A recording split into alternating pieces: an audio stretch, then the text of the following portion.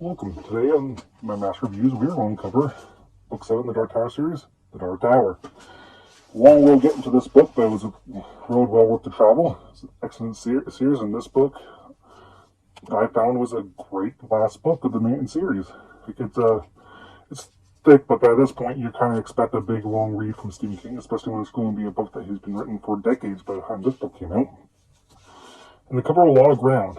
It lingered a lot at the beginning. I found we're traveling to the Dark Tower. We're excited to get to the Dark Tower, and we've just been so long, still just not getting there. And the page count that we do when we're getting close to it is really at the end.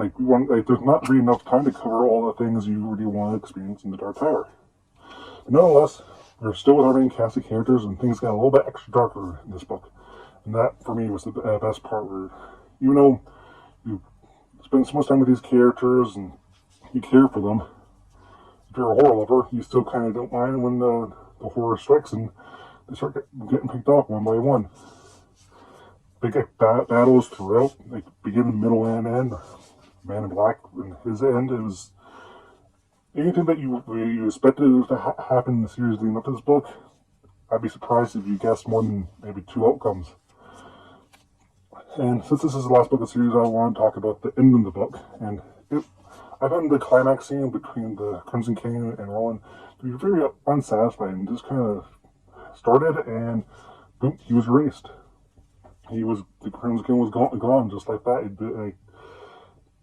Roland, he more just caused distraction. It wasn't really him that defeated the Crimson King, and there wasn't really any action he took. He was the driving force with the entire series. The actions he took during that final battle really didn't amount to anything to defeating the main villain.